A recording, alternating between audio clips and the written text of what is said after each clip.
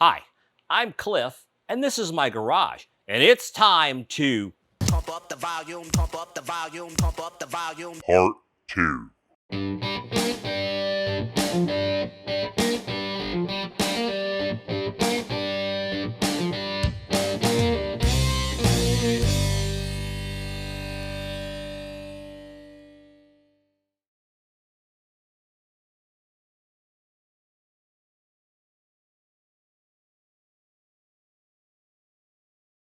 Hey, welcome back to the garage. And if this is your first time joining me, thanks for dropping by.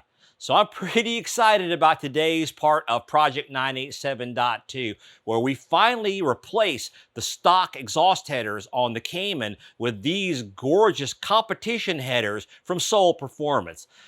That's enough preamble. Let's get started. Okay, so I messed up. I'm working on and recording multiple projects at once and got my memory cards mixed up and ended up formatting and recording over all the main camera footage I recorded of the installation process.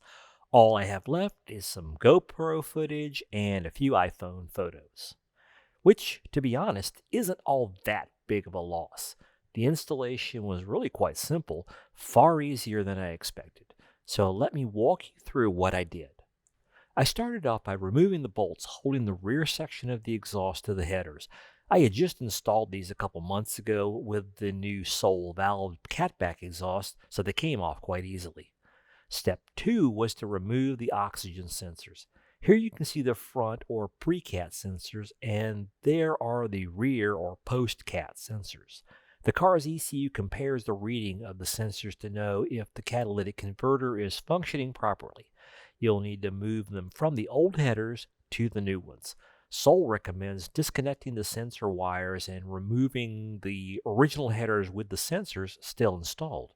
Since the sensor wires wind all up through the engine compartment, I thought it would be easier to just unscrew the sensors and leave them and the wires in place and put them into the new headers after they were installed.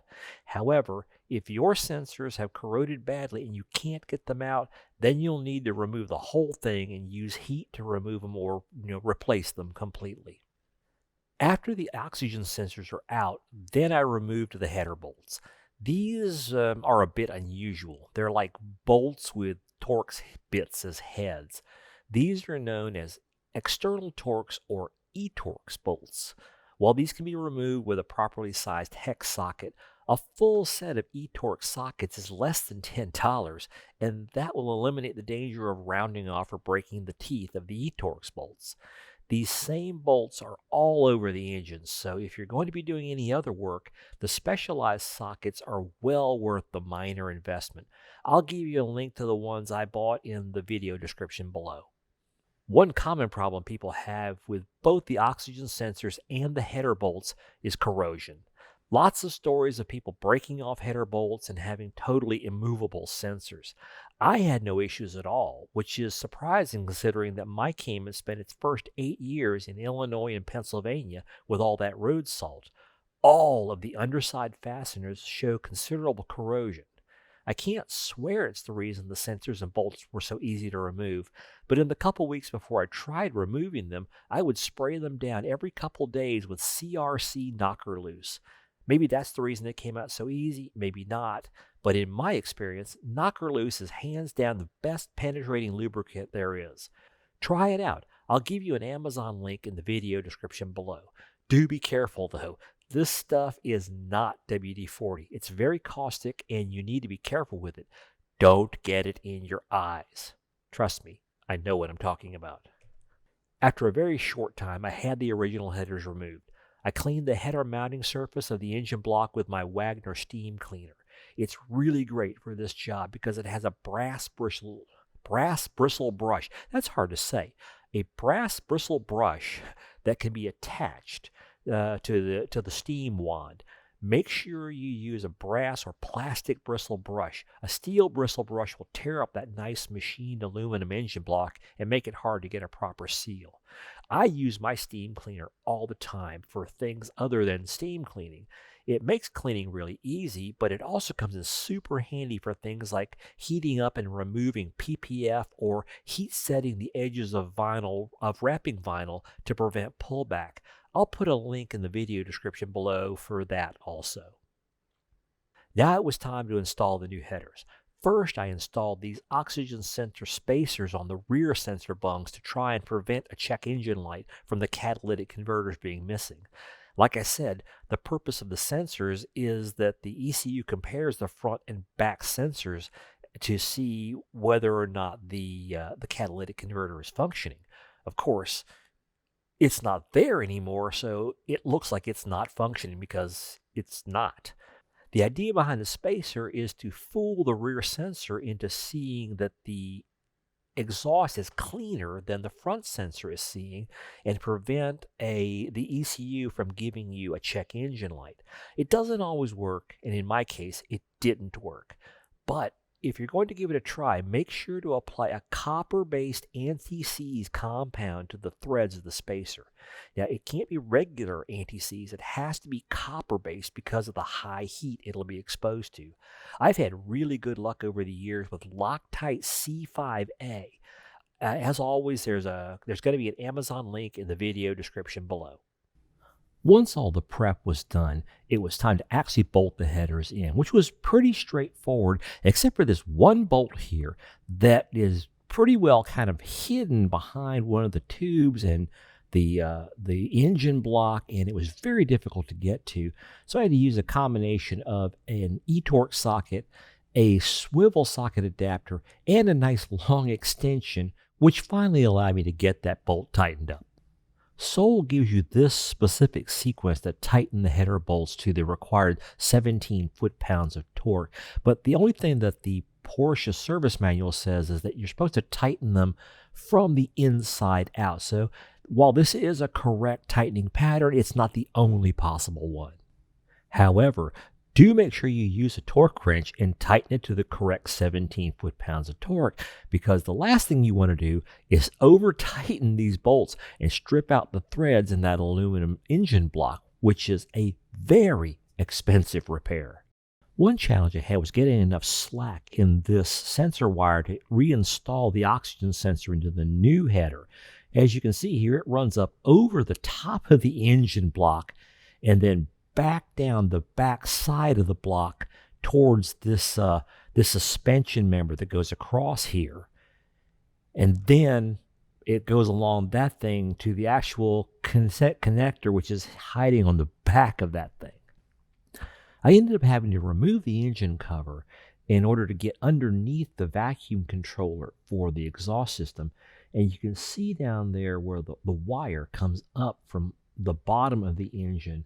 And I had to get access to this little clip right there that holds the wire.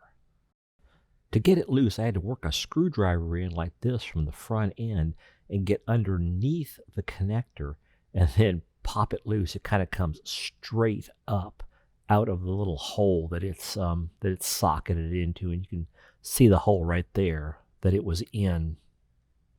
The left side was easy because this wire just runs through a clip here on the side of the engine, and then another one that's on the side of the oil canister holder.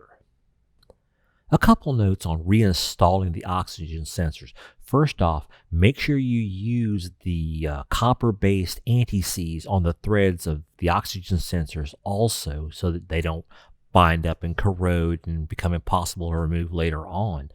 Also, the Porsche factory service manual says that there's a limit of 4 twists in the cable when reinstalling it. So when you're installing it and tightening it, you're twisting that cable up there. It says no more than 4 times.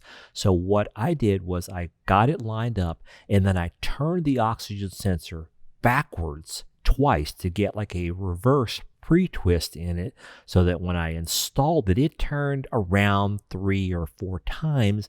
Now it was only twisted a couple of times at most, and keeps the number of twists and stress on that wire down.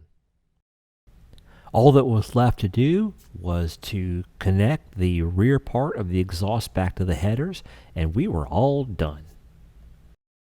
Well, as you can see, the installation for me went really smoothly and very easily. And a good part of the reason for that was the instructions that Soul Performance provides are well written and straightforward, and the couple of questions that I had, they answered immediately, which stands in stark contrast to a lot of the other companies that I've been dealing with lately, whose instructions are poorly written or completely non-existent, and then they don't answer emails after they've made the sale.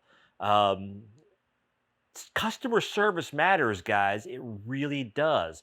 And standing behind and helping your customers with the products they bought from you, that's a very important part of your business. And a lot of the companies I've dealt with lately have fallen down flat on that aspect of the business. As with the catback system from Soul, I highly recommend that you go download the PDF version of the instructions rather than working with the printed version.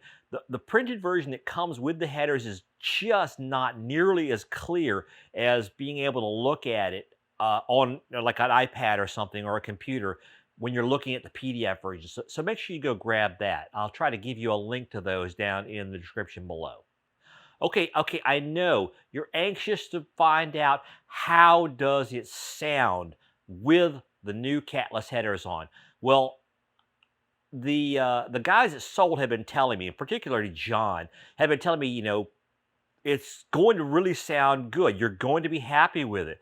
And when I got the headers installed and fired them up for the first time, I wrote to John, and my entire reaction was, "Oh my God."